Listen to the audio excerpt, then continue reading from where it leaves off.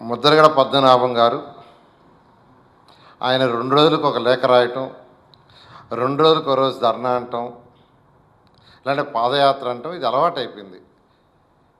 మొన్నటి వరకు సీఎం గారికి లేఖలు రాయటం, ఒక ముఖ్యమంత్రి గారంటూ గౌరవం కూడా లేకుండా ఆయన సొంత పదజాలతాలతో ఆ పదజాలం ఏదైతే ఒక సీఎంని ఉద్దేశించి మాట్లాడే కాకుండా లెటర్స్ రాస్తూ వచ్చాడు. ఈరోజు పవన్ కళ్యాణ్ గారికి లెటర్ రాశారు. అసలు ఒక లెటర్ రాసేటప్పుడు కామన్ సెన్స్ ఆలోచించాలండి. ఈరోజు పవన్ కళ్యాణ్ గారు కిడ్నీ బాధితులు ఎవరైతే ఉన్నారో వాళ్ళ విషయం పవన్ కళ్యాణ్ నోటీస్కి రావటం, వారు వెంటనే స్పందించటం, ప్రభుత్వం దృష్టికి తీసుకురావటం, ముఖ్యమంత్రి గారు వెంటనే దాని మీద స్పందించి ఆ కిడ్నీ బాధితులకి అక్కడ రీసెర్చ్ కానీ ఆల్ ఫెసిలిటీస్కి చేయాల్సినన్నిటికీ యాక్చువల్గా స్పందించి హెల్త్ డిపార్ట్మెంట్కి ఇన్స్ట్రక్షన్ ఇచ్చారు, చేస్తున్నారు.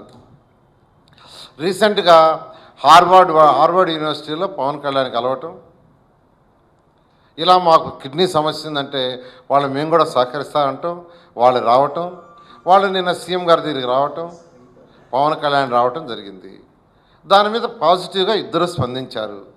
అటు పవన్ కళ్యాణ్ కావచ్చు, ముఖ్యమంత్రి గారు కావచ్చు, ఖచ్చితంగా ఆ కిడ్నీ బాధ్యతకు అన్నీ చేస్తామని. అలా ఉండాలి. ఒక సమస్య వచ్చినప్పుడు ప్రజలకు సేవ చేయదలుచుకున్న వ్యక్తి ప్రభుత్వం దృష్టికి తీసుకొచ్చి ప్రభుత్వంతో సహకరించి వాళ్ళ సమస్యలు తీర్చేటట్టుగా చేయాలి. ఈరోజు చాలా చక్కగా పవన్ కళ్యాణ్ గారు ఎంతో హుందాగా ఒక పార్టీ నాయకుడిగా ఆ కిడ్నీ బాధితుల యొక్క సమస్యల్ని ప్రభుత్వం దృష్టికి తీసుకురావటం, ప్రభుత్వం పాజిటివ్గా స్పందించడం, హార్వర్డ్ యూనివర్సిటీలో వాళ్ళని తీసుకురావటం, వాళ్ళతో ప్రభుత్వాన్ని సంధించడం, మళ్ళీ ముఖ్యమంత్రి గారు పవన్ కళ్యాణ్ గారు ఆ హార్వర్డ్ యూనివర్సిటీ వాళ్ళు హెల్త్ మినిస్టర్ అందరూ కూర్చొని దాని మీద డిస్కస్ చేయటం ముందుకు పోతుంటే అసలు ముద్రగడ పద్మనాభం గారు ఎలా లెటర్ రాశారో ఆశ్చర్యం వేస్తుందండి. ఏమని రాశారు? జనసేన పార్టీ అధ్యక్షుడు పవన్ కళ్యాణ్ కాపు ఉద్యమ నేత పద్మనాభం గారు సూచన, చంద్రబాబు చెప్పే అబద్ధాలు నమ్మవద్దు. ఏందండి చెప్పే అబద్ధాలు నమ్మవద్దు, ఆయనతో కలిసి పనిచేయొద్దు, అసలు ఇది చెప్తారు. ఒక పక్క చక్కగా టీవీల్లో పేపర్లు అందరూ చూస్తున్నారు, రాష్ట్రం అంతా చూస్తున్నారు. పవన్ కళ్యాణ్ దృష్టికి సమస్య వచ్చింది, ఆ సమస్యను ముఖ్యమంత్రి గారి దృష్టికి తీసుకొచ్చారు, ముఖ్యమంత్రి గారు పాజిటివ్గా, ప్రతి ఒక్కరూ హ్యాపీగా ఉన్నారు. ఈ సమస్య సాల్వ్ అయిపోతుంది, కిడ్నీ సమస్య ఇంకొండదు, దానికి ఒక 5 కోట్లు రాష్ట్ర ప్రభుత్వం ఇచ్చింది, 5 కోట్లు కేంద్ర ప్రభుత్వం ఇచ్చింది. ఇద్దరు కలిసి ఒక రీసెర్చ్ యూనిట్ పెట్టేటట్టుగా కేంద్ర ప్రభుత్వం రాష్ట్ర ప్రభుత్వం ఇద్దరు కలిసి చక్కగా చేశారు. ఇలా చేస్తే నువ్వు కూడా కాపుల కోసంగా కాపులకు మేలు చేసేవాడు అయితే, కాపుల్ని బీసీలో చేర్చేటట్టుకైతే పవన్ కళ్యాణ్ గారు చూసి నేర్చుకో. నువ్వు కూడా రా, సీఎం దగ్గర టైం తీసుకో, అపాయింట్మెంట్ తీసుకో, నువ్వు కూడా 10 మంది నాయకులతో రా, వచ్చి కలిసి మాట్లాడి కాపులకు ఏం చేయాలా, ఎప్పుడు లోపల మంజునాథ్ కమిషన్ రిపోర్ట్ వస్తుందని అడుగు, దాన్ని ఎప్పుడు క్యాబినెట్లో పెడతారని అడుగు, ఎప్పుడు అసెంబ్లీలో పెడతారని అడుగు, ఎప్పుడు అసెంబ్లీలో పాస్ చేసి సెంట్రల్కి పంపిస్తారని అడుగు, సెంట్రల్ ప్రభుత్వాన్ని ఎలా రిక్వెస్ట్ చేస్తారు, ఎంత అది అడుగు, ప్రజలకు వివరించు. నువ్వు ఆ పని చేయవు. నువ్వు ఎంతసేపటికి పర్మిషన్లు కూడా తీసుకోకుండా పాదయాత్ర చేయాలంటావు, విధ్వంసాలు సృష్టించాలంటావు. తుని ఘటనలాగా పోలీస్ స్టేషన్లు తగలబెట్టడం, బస్సులు తగలబెట్టడం, రైళ్లు తగలబెట్టడం. 10 ఏళ్ళు కాంగ్రెస్ పరిపాలిస్తే 10 ఏళ్లలో ఒక్కసారన్నా నువ్వు కాపుల్ని బీసీలో చేర్చాలని మాట్లాడావా? ఒక్కసారన్నా నీ గుండెల మీద చేసుకొని చెప్పు. 10 సంవత్సరాల్లో మాట్లాడిన వ్యక్తివి ఈరోజు మాట్లాడుతున్నావు. ఈరోజు ముఖ్యమంత్రి గారు చేయబోతున్నారు, కాపుల్ని బీసీలో చేర్చబోతున్నారు, మంజునాథ్ కమిషన్ వేశారు, రిపోర్ట్ త్వరలో రాబోతుంది, క్యాబినెట్లో పెట్టబోతున్నాం, అసెంబ్లీలో పెట్టి పాస్ చేస్తాం, సెంట్రల్కి పంపించాం, రిక్వెస్ట్ చేస్తాం. ఈరోజు ముఖ్యమంత్రి గారు చేస్తుంటే దాన్ని అప్రిషియేట్ చేసి పోయి మంజునాథ్ కమిషన్ టైం తీసుకో, అపాయింట్మెంట్ తీసుకో, ఆయన ఏం చెప్తారో ప్రజలకు వివరించు. అది చేయింది పోయి చక్కగా పవన్ కళ్యాణ్ గారు ఆ కిడ్నీ బాధ్యతలకు ఆయన చెప్పారు, నాకు కిడ్నీ బాధ్యతలకి సమస్య తీరాలండి, రాజకీయం కాదు నేను చేసేది అని ఆయన చాలా చక్కగా చెప్పాడు. నువ్వు రాజకీయం చేస్తున్నావు, నువ్వు వైఎస్ఆర్సీపీ పార్టీ నిన్ను ఆడిస్తుంది పొద్దున గారు, వాళ్ళు ఆడిస్తున్నారు. ఇప్పటికైనా నువ్వు దాంట్లో నుంచి బయటకు రా, లేదంటే ప్రజలు చీకొడతారు. అసలు నువ్వు ఈరోజు ఈ లెటర్ రాసావంటే నిజంగా అసలు ప్రజలు చీకొట్టుకుంటున్నారు. ఒక పక్క మళ్ళీ పవన్ కళ్యాణ్ వచ్చి ముఖ్యమంత్రి గారితో సంప్రదించి కిడ్నీ బాధిత సమస్యలు తీరుస్తూ 10 కోట్ల రూపాయలు, 5 కోట్ల సెంటరు, 5 కోట్ల స్టేట్ గవర్నమెంటు దానికి ఫండ్ ఇచ్చి రీసెర్చ్ చేస్తూ ఉంటే సంతోషించాల్సింది పోయి, బాగా చేశారని ముఖ్యమంత్రి గారిని పవన్ కళ్యాణ్ని అప్రిషియేట్ చేయాల్సింది పోయి, నువ్వు వచ్చి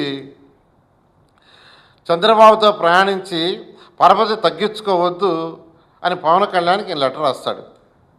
అంటే మంచి పని చేస్తే పరపతి తగ్గద్దంట. 25 లక్షల రూపాయలు ఆ రోజు రాజశేఖర రెడ్డి ఇచ్చుంటానండి కాంగ్రెస్ ప్రభుత్వం. ఆ కమిషన్ పనిచేసేసి కాపులు ఎప్పుడో బీసీలు చేర్చుండేది. 25 లక్షల రూపాయల కమిషన్కి ఇవ్వాల. ఇది బీసీ కమిషన్కి రిపోర్ట్ తయారు చేయడానికి, సర్వే చేయడానికి. అలాంటి పరిస్థితుల్లో అప్పుడు మాట్లాడలేనా?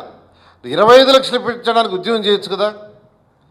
ఆ రోజు కాంగ్రెస్ వాళ్ళు బీసీ కమిషన్ వేయటానికి, బీసీ కమిషన్ 25 లక్షలు డబ్బులు అడిగింది. ఆ 25 లక్షలు కాంగ్రెస్ ప్రభుత్వం ఇలా దానికోసం పాదయాత్ర చేసి ఉండొచ్చు, దానికోసం ధర్నా చేసి ఉండొచ్చు. అవి చేయడు, దానికోసం లేఖ కూడా రాయడు, దానికోసం అడగను కూడా అడగలా. నేను ఒకటే చెప్తున్నానండి, కాపు సోదరులందరికీ, ఈ ముఖ్యమంత్రి గారు మంజునాథ్ కమిషన్ త్వరలో రిపోర్ట్ రాబోతుంది. రాగానే క్యాబినెట్లో పెట్టి అప్రూవ్ చేసి, అసెంబ్లీలో పెట్టి, అసెంబ్లీలో పాస్ చేసి, పార్లమెంట్కి పంపించి కేంద్రంతో రిక్వెస్ట్ చేసి అది పాస్ చేయిస్తారు. అయితే అది అయిపోతే నా పరిస్థితి ఏంది, నన్ను కాపులు మర్చిపోతారు, చీకొడతారు అని ఈరోజు ముద్రగడ పద్మనాభం గారు 2 రోజులకు ఒక రోజు ప్రజల్ని ఇబ్బంది పెడుతున్నాడు. ఇన్ని అసలు 35 సంవత్సరాలు ఆగానంటాడు. 10 సంవత్సరాల కాంగ్రెస్ పరిపాలన నోరెత్తరా? 2-3 నెలలు ఆగలేరండి, అలాంటి 3-4 నెలలు ఆగలేరా? రిపోర్ట్ వేసాం, రిపోర్టు ఈవెన్ అడిగాం, బీసీ కమిషన్ చేస్తుంది, 14 నెలలు 16 నెలలు అయ్యింది. అది జ్యుడిషియల్, దాన్ని మనం డిక్టేట్ చేసే పవర్ లేదు. వాళ్ళు స్టడీ చేసి ఇస్తారు, త్వరలో ఇస్తూ ఉంటున్నారు. వెయిట్ చేయకుండా చక్కగా పవన్ కళ్యాణ్ గారు ముఖ్యమంత్రి గారితో వచ్చి సంప్రదించి డిస్కస్ చేసి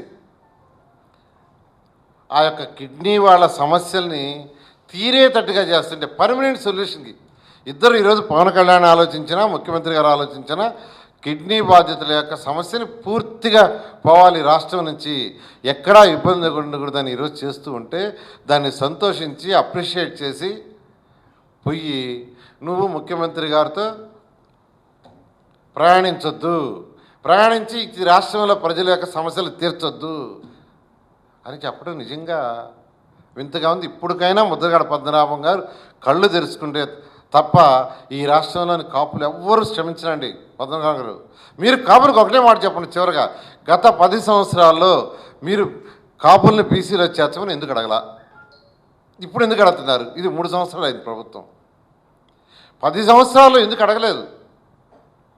అప్పుడు కూడా వాళ్ళు మేనిఫెస్టోలో పెట్టారు, 2004లో పెట్టారు, ఇవాళ కానీ మీరు అడగల, ఇప్పుడు అడుగుతారు. అంటే ఈ ప్రభుత్వం చేయబోతుంది, చేసే దాంట్లో ఎంతో కొంత గుడ్ విల్ నేను కూడా తీసుకోవాలా, ఇలాంటి నన్ను అందరూ మర్చిపోతారని చేయటం ఇది కరెక్ట్ కాదు. ప్రజలకు ఇబ్బంది పెట్టద్దు, ప్రజలకు ఇబ్బంది పెట్టే పనులు చేయొద్దు. ధర్నాలు అవసరం లేదు, పాదయాత్రలు అవసరం లేదు, ఉద్యమాలు అవసరం లే. ఈ ప్రభుత్వం చేయకుంటే ఖచ్చితంగా ప్రజలే ఆన్సర్ చెప్తారు. ఈ ప్రభుత్వం చేయబోతుంది. ఇప్పటికైనా మీరు కళ్ళు తెరుచుకొని ఆ వైఎస్ఆర్సీపీ నుంచి బయటకు రావాల్సిందిగా నేను తెలియజేస్తున్నాను.